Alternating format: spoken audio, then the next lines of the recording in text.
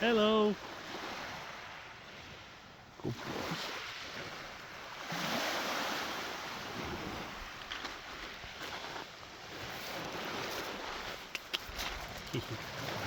Yeah. Go on. Such a good boy. A nice way to start off the video. It's a lovely day. Just show you behind me.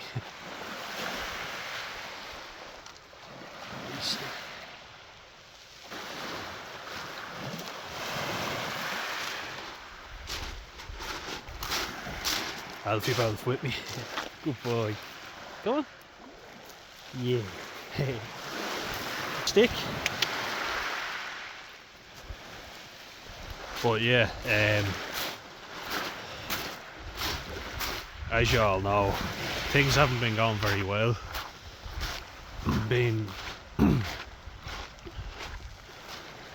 quite low, but with no real feeling of resolution.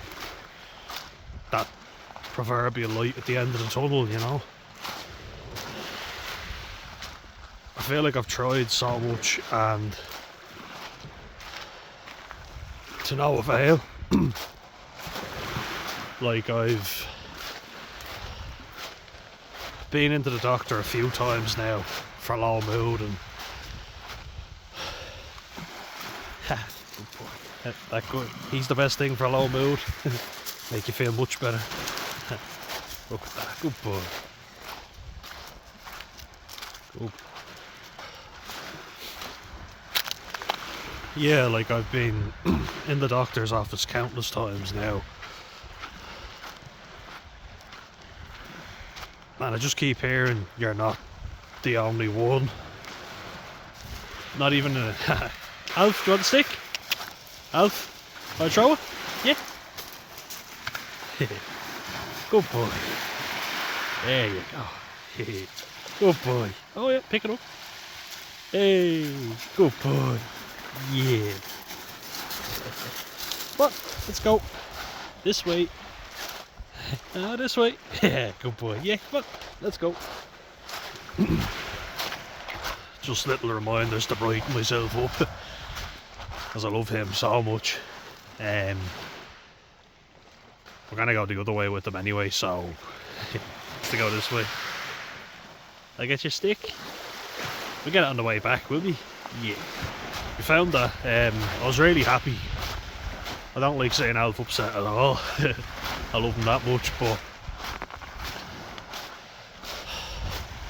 when I get down, and like, this is one of my worst depressive episodes by far, you know, it's horrific. Every little negative thing I've ever done just amplified, you know. And tell me if you've felt that way before, because a problem shared truly is a problem halved, you know. I find it best not to wish bad on other people, because sometimes, and especially if you're depressed, you're gonna feel like, oh my god, look at me now, I'm wishing bad on other people, I'm such a terrible human being. That's not what I'm doing. But I'm looking at someone else who suffered, and you're like, yeah, thank God I'm not alone, if that makes sense.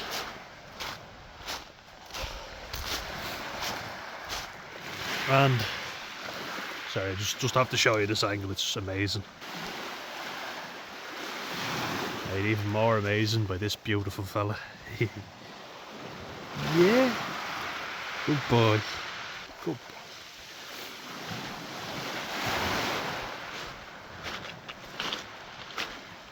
boy. Yeah, I was watching, I want to get these things monetized, I have to be careful with my wording again. I'll say soothe inside. You know what I mean. I was watching a soothe inside video, was talking about myths around myths. My Irish accent. Myths. But it was basically looking at 13 Reasons Why and seeing how accurate it was, you know. And I think it was pretty fair. A lot of the people were saying the myths around soothing cide are, or unaliving yourself, they are things such as he's staying stuck. Knows when the topics are about to get heavy. But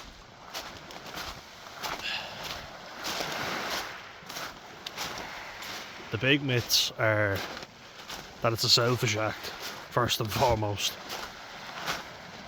Because all I can think of is everyone I've ever damaged, you know. And everybody who's ever attempted has said that. They've also said they regret attempting. And I definitely do. But as you also know, I came very close again. Like I was sitting on Gory Railway, the tracks, the bridge over the tracks. And I didn't want to die. No, 100% I didn't. But man, the pain was so fucking enormous. And I think back to when I ran out in front of a car, which was like a proper attempt, you know, that was a definite, I want to end it all, you know. I tried looking for reasons to not talk myself out of it, because it was like, you're such a fucking useless piece of shit, you know, you're such a burden. Just do it, you know. And I've said this as well before, but I said to myself something which I've said a lot. I said, man the fuck up and do it, you know. Saw a car coming at me and I was like,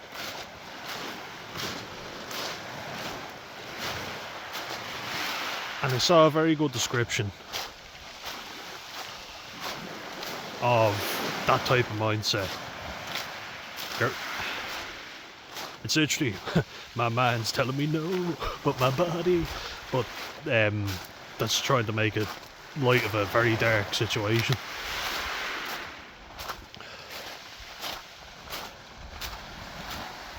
Your body is trying to keep going, but your mind is giving up, you know, if it hasn't given up already.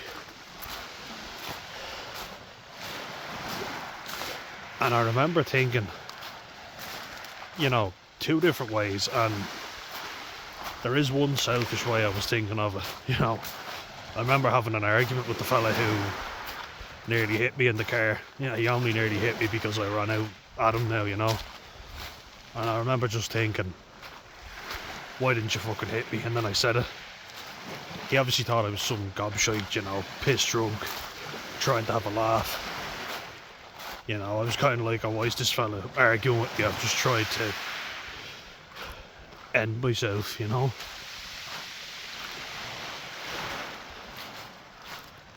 And I remember thinking, God, I have a special stick.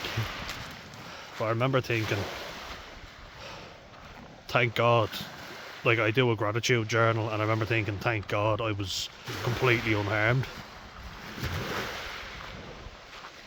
But then when I was commenting on this myths about soothing cide, you know, and attempt survivors, and I remember just going and saying, I don't know whether I'm happy that I had no injuries or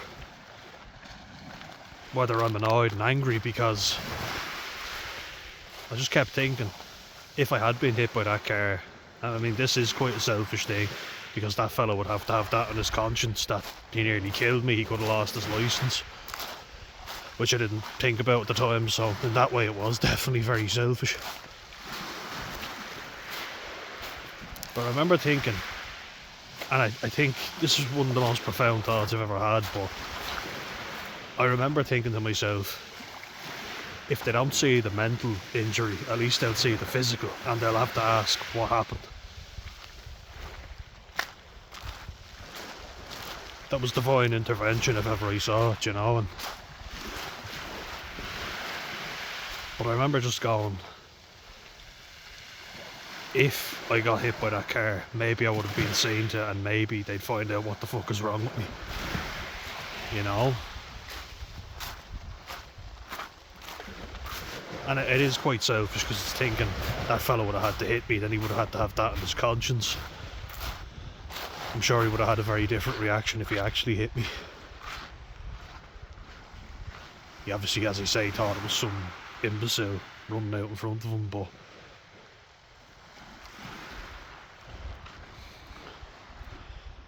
maybe they would have realised the severity of the situation. I don't feel like anyone understands how much emotional suffering I'm in, you know. You guys have been great, you know, but I come down here to try and feel better, you know, and it's amazing. Like,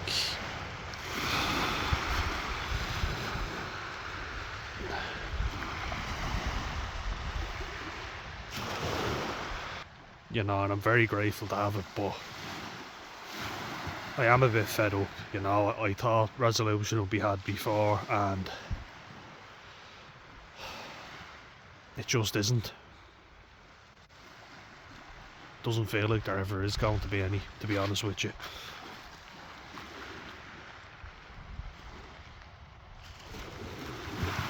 Like, I've completed my Silver Cloud modules, and I was supposed to be checking in with a supporter recently, and they haven't gotten in touch yet. And I called my addiction counsellor, Catherine, who has been brilliant, I will say. I called her yesterday, and I just started bawling my eyes out on the phone to her. Just start crying and going, I'm sick of hurting my family, you know, and upsetting them. That gives me more guilt than anything, you know. Absolutely. I was like, if you have to hospitalise me, fucking do it. Just don't make them not hurt, you know. Make them know that I'm okay, and keep kind of not wanting to have it taken out of my hands, but at the same time kind of hinting at I don't know what mood I'll be in, you know, and I know it's me at the end of the day who has to do it, essentially pull the trigger, but it can just come over me like a ton of bricks, and then I feel like the urge to do something, you know, and it's overwhelming. And I know the mess I'd leave behind, but I was talking with me and my mum, we met up with my uncle today, who I haven't seen in a long time, and even longer for her. And he was so agitated, you know, so, well, what are they doing? And I would have always looked up to him and considered him a real man's man, you know. He worked as a bouncer, and he's a strong guy.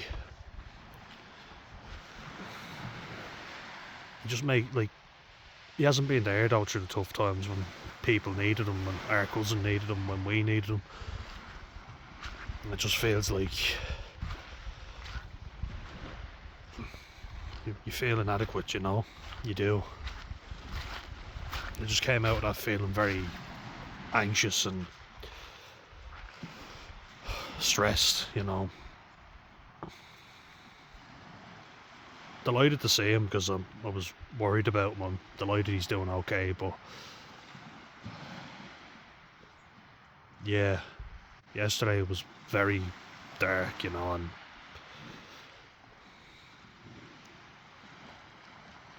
I was supposed to have heard back about getting the psychiatric assessment, the proper one. I haven't heard anything. Haven't heard from my support worker, and yeah.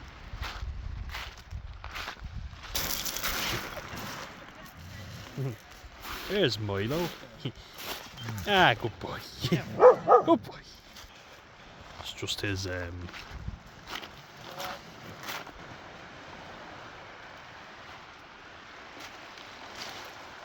look at that, please. It's just his best friend Milo, a collie.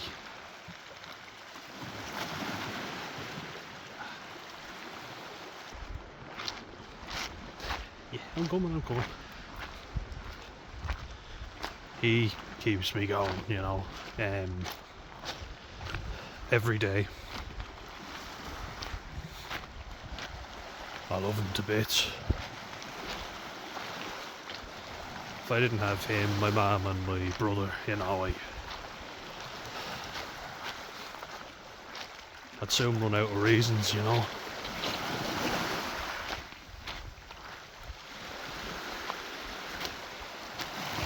And I get that it's miserable, you know.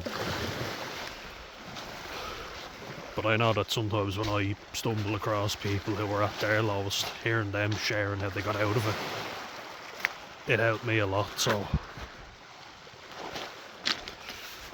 of course I'm hoping I get out of this, you know. And you've seen in my earlier videos that I haven't always been solo, flying solo.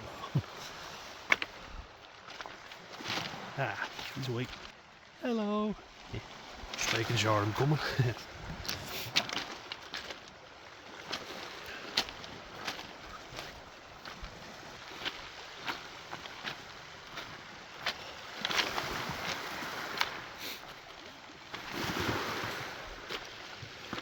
But yeah, like this has been, you know, I've been in the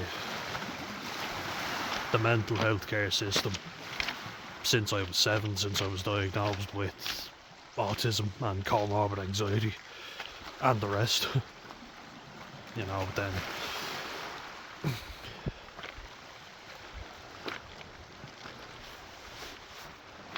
like I was set up for a hard ride, you know, a tough life.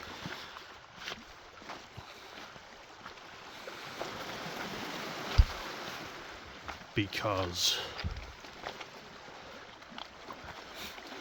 it's challenging, you know.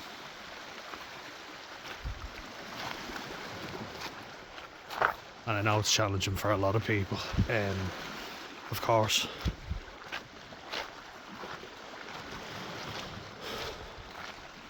Like, it's a spectrum, you know, so it's different than... I just saw how there were a lot of autistic people who didn't care about anyone but themselves, and then there were some who, you know, want to fix everything and care about everyone but themselves. I was just afraid of turning into a selfish fucker, that's what I'm saying, you know, because your problems can take over, and they did, you know. I was so problematic that my problems did take over. And that leaves a heavy burden on your family.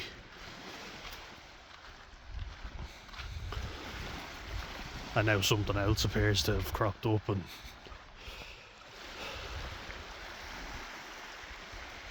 I'm still very hard on myself. I've always been hard on myself.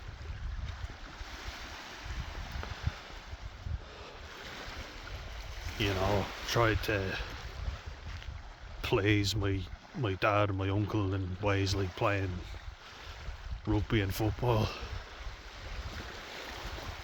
You know, having lots of challenges there, and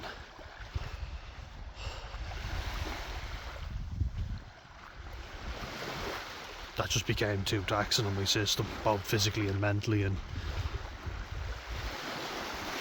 it just gave me too much anxiety to deal with, you know. I couldn't deal with it. Hoping to go back coaching soon, but look, we'll see. All I know is that I need more support in place, because I'm really struggling. Really, you know. And that's why I say sometimes I do think about that night, you know. 24th of May 2020.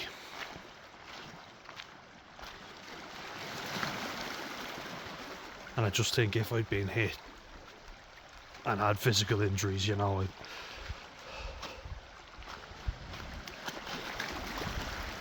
I was only 21, maybe I would have gotten help back then. And then this has just dragged on another 6 years.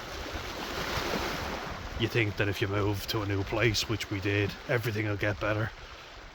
You know, and it kind of did for a little bit. but we've also been manic, like up to our oxters, as they say. You know, there's always been something keeping us hectic, and so when you have that, you're always distracted, you know.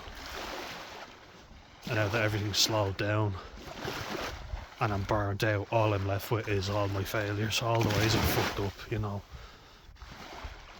They're very intense right now.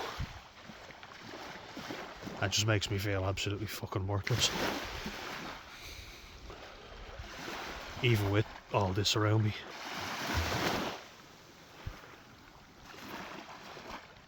Can't appreciate it. Isn't he the best fella? He's waiting with me. He wouldn't walk back without me. Alf, good boy. Here we go. Yeah? Look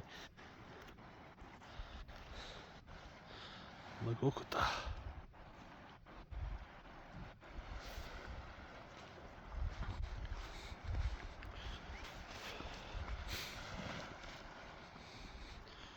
Tennis ball maybe for Alf. He loves them. But yeah, I'm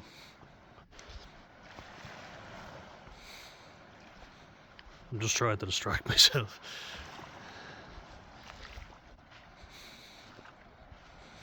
Yesterday, when I rang Catherine, my addiction counsellor, I was very, very fucking low. I just sat there. I you know, what I didn't do, I cycled down to the beach, and that's the annoying thing. You know, when you are doing that, you've trouble in work, you know, and difficulty, so you go and you work with an occupational therapist. You volunteer as a rugby coach. You give of your time, you know, and you do courses to get yourself better, and I think that's when it really starts to become, I'm doing all the right things, but I'm not getting anywhere. Everyone always says as well, get back to sport, you know, that'll be good for you. I agree with that, but don't overdo it, because that's just as bad for you, and I know that firsthand. Boy. Now Sam has your stick there. Yeah. You have it? Yeah, Sam has your stick. It's the right one, yeah? Yeah. All reliable. They got a little broken off bit of his favourite stick. Right there.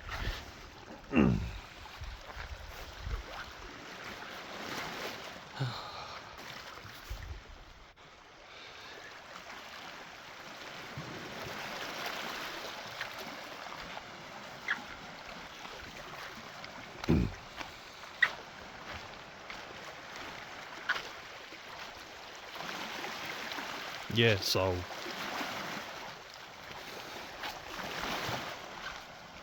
you know, the recurrent thoughts that keep coming into my head are how bad I was as a kid.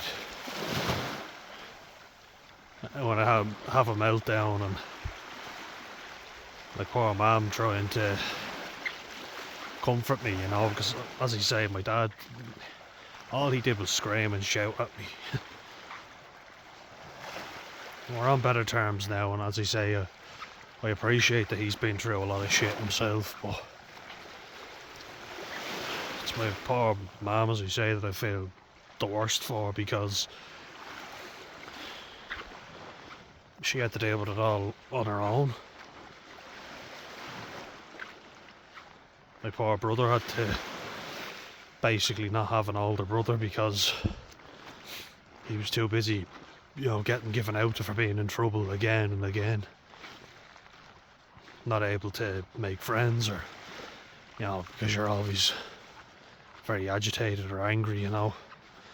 People kind of taking sides against you, and That really is demoralising. It really is.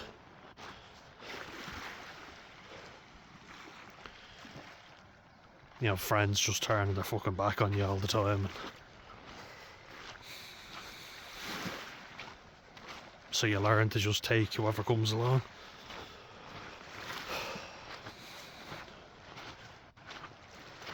And just expect that they'll probably fucking stab you in the back because everybody else has.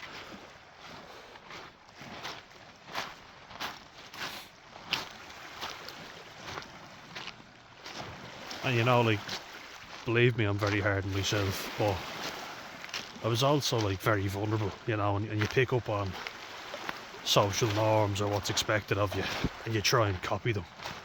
That's how you learn to adapt to a neurotypical world, let's face it. The world's not set up for neurodivergent people. It's certainly a lot better than what it was, for sure.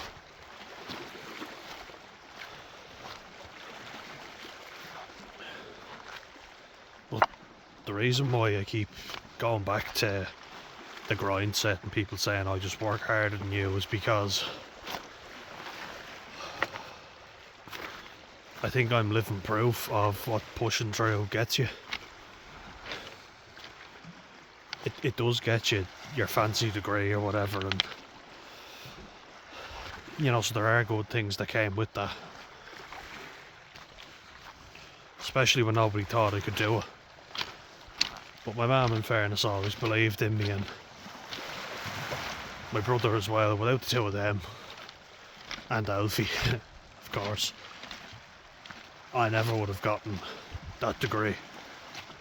But without my perseverance as well, you know. And I wish I was able to fucking appreciate how hard it was. I really do.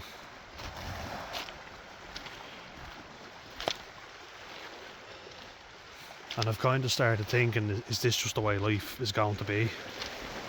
Is this as good as it fucking gets?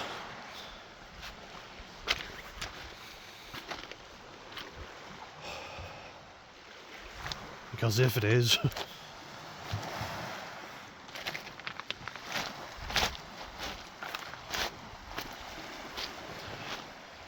and you hear of people who are unfortunate and don't make it, you know, and or RIP to all those people. Because I am fucking lucky. I'm very lucky. I'm lucky that my brother came at that time to find me on the bridge, and I'm lucky that that car didn't hit me. I'm very lucky. But sometimes I wish it fucking did. Yesterday was one of those days.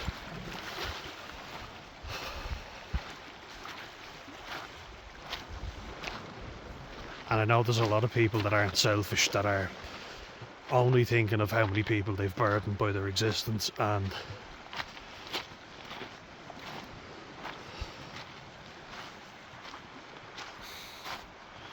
on my end, what I have to do is not drink alcohol. I have to stay on my medication. That's what I've got to do now, you know. I did it for 9 months last year, and I need to just do it for longer. Life, if possible. It's mad, isn't it, that you put a depressant into you when you're depressed, and people who are depressed are more prone to putting it in. Why? Because it doesn't make you feel depressed in the moment. Quite the opposite, in fact. So, no, look, it's a beautiful evening down here. It's absolutely amazing. It really is. I'm just trying to take joy in the little things every day. That's what you gotta do.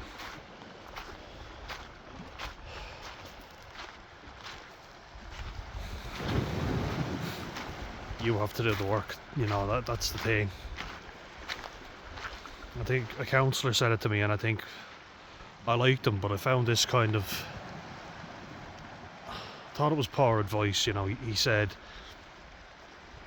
if you get hospitalised, you know, or something like that happens, it's very hard to come back from that, and you're kind of like, fuck, well, don't let that happen. But maybe it's what needs to happen. If it is, then I'm prepared to accept that, you know.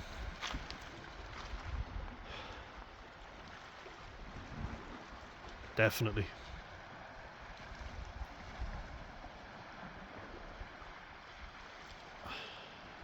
And I just start thinking about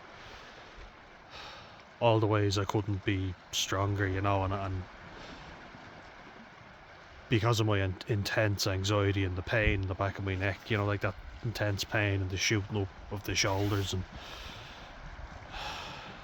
it made me freeze. It made me freeze so often that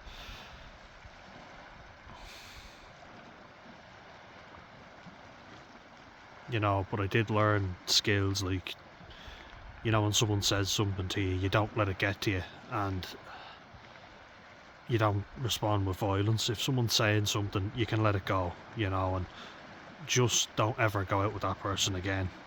Ignore them, stay away from them. They're not good for you. And I learned to do that, and that's very good, you know. And this is all like social media. It's a facade at the end of the day. It's not reality. It's not based in reality at all.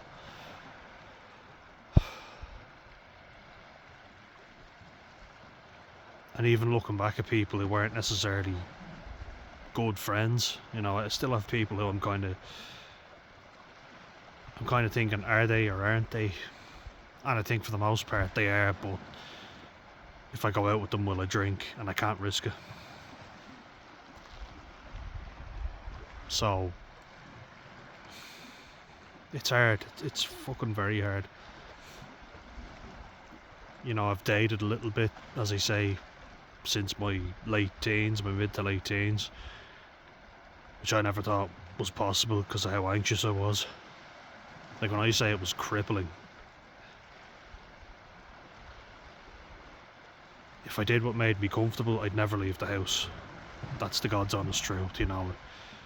I'm amazed I didn't become agoraphobic, because it's just the noise, everything outside.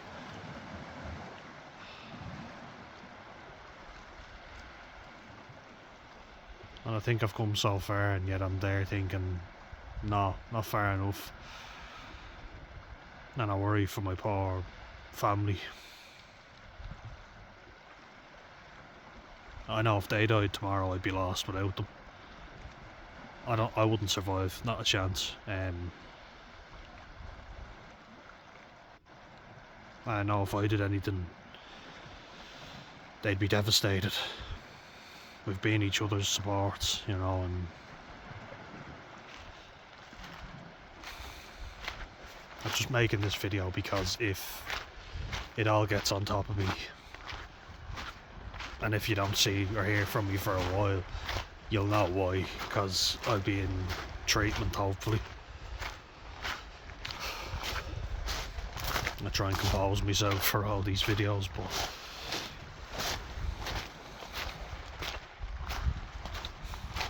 just wake up with crippling guilt and shame. Wish I could be better, you know. But it's my family, you know, Alfie, my mum, my brother, and you guys, you know, that keep me going. So thanks a mil, and I'll see you in the next one, guys. Bye bye. See you in the next one.